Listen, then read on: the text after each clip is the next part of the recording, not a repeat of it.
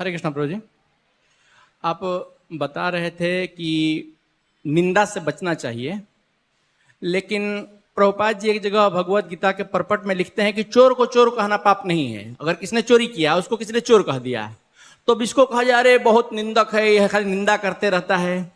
अभी हम देखते हैं महाभारत में भी एक जगह नारद जी ने पंचचूड़ा अप्सरा को पूछा था कि स्त्रियों के स्वभाव के बारे में बताओ, तो उसने कहा कि नारद जी क्यों हमारे मुंह से स्त्री की निंदा कराना चाहते हैं। तो नारद जी कहे कि सत्य कहने में कोई निंदा नहीं है, उसको निंदा नहीं कहा जाता है।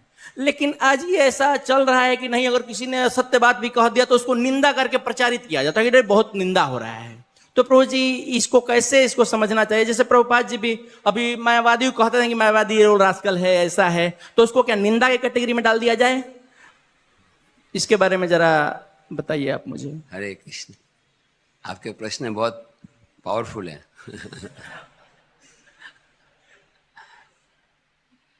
मैं इतना ही बोलूँगा, हम लोग जो कि वैष्णव निंदा के बारे में बोल रहा हूँ, कि मैं ऐसे जनरल शास्त्रिक सेंटेंस नहीं बोल रहा।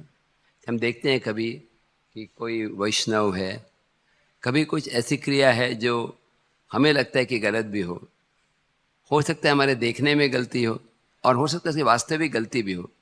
In either case motivation important है। अगर किसी की वास्तव में कोई गलती है और बड़े रिस्पेक्टफुली आप डील करके कोई हायर अथॉरिटीज़ को बताते हैं, उसको मदद करने के लिए उस उद्देश्य से बताते हैं, तो फिर वो निंदा नहीं है।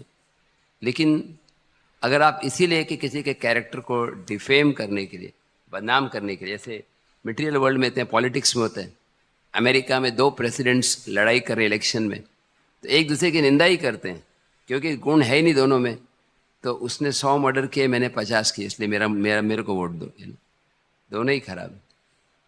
लेकिन वैष्णव कल्चर में किसी वैष्णव की गलती भी हो तो उसको इस तरीके से सुधारना चाहिए जो एक वैष्णव स्टाइल में है। उसको हम ये नहीं कि उसको जाके सबको जाके बताने लगे कि इसने ऐसा किया।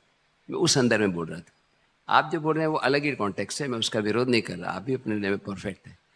लेकिन अगर हम देखते हैं कि कोई ऐसे दुर्घटना हो गई है, कोई वैष्णव का कोई कुछ ही तरीके से कुछ डेविएशन हो गया, तो बहुत रिस्पेक्टफुली चैनल्स बनाए हुए हैं जो सीनियर डिवोटीज़ के, अथॉरिटीज़ के द्वारा, वो उनको ठीक कर सकते हैं।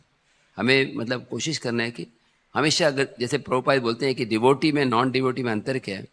डिवोटी अगर एक भ्रमर की तरह, एक भंवरा होता है, भंवरा देखते हैं बहुत सारी गंदगी है, एकदम मल मूत्र फेंका हुआ है, लेकिन साइड में एक अच्छा गुलाब है, तो गुलाब से लेके थोड़ा सा रस ले लेते हैं उसमें। और मक्खी क्या करती है, एक गुलाब का पूरा गार्डन है, वहाँ पर नहीं बैठती, लेकिन एक कोने में कोई गंदगी है, वहाँ जाकर व्यवसाय की बुद्धि एक्सेंट्रेशन हो जाता। तो ये डिफरेंस है। हमें उस मक्खी की तरह नहीं बनना है, फॉल्ट फाइंडिंग नहीं बनना है, बल्कि हमें उस भ्रमर की तरह बनना है। कोई एक गुण दिखाई पड़े कोई डिवोटी में, उसका गुण ज्ञान। भक्ति सिद्धांत ठाकुर के समय ऐसा हुआ था कि एक बार एक डिवोटी थे जिसको कोई लाइक नहीं करता था, सब लोग निंदा करते थे, लेकिन वो कुक थे और प्रसाद बनाते थे, लेकिन कुछ कमियां थी और उनकी अचानक मृत्यु हो गई। तो उसके बारे में भक्ति ठाकुर ने बताया कि देखो एक चीज़ है, कितने भी दोष हो, उसके कपड़े बहुत स्वच्छ होते थे, कपड़े स्वच्छ थे, उसी पे हाईलाइट करो। तो हर एक व्यक्ति में कोई ना कोई अच्छा गुण है, दोष सबके अंदर है। अभी कोई बोले प्रभु जी हम बाहर भी प्रॉब्लम है, इसका भी प्रॉब्लम, आए कहाँ फंस गए। अरे भैया हॉस्पिटल में तो बीमार लोग ही मिलेंगे ना। बोला नहीं, मेरे को ऐसा हॉस्पिटल में ले जाओ जहाँ पे कोई बीमारी नहीं है। भाई तुम घर को हॉस्पिटल बनाओ फिर, है ना। तो इस्कॉन हॉस्पिटल की तरह कि अलग अलग लोगों को अलग बीमारियाँ हैं। तो हम देखते हैं किसी कोई बीमारी है तो हम उसको प्रार्थना करने, उसको सुधार के लिए, और प्रॉपर चैनल्स उसको मदद करनी। सब में दोष हैं, सब में गुण भी हैं, लेकिन गुण को कॉन्सिडर करने से हमारे गुण बढ़ जाते हैं और दोष देखने से हमारे अंदर वो दोष है। यस प्रभु जी कुछ बोलना चाहते थे? यस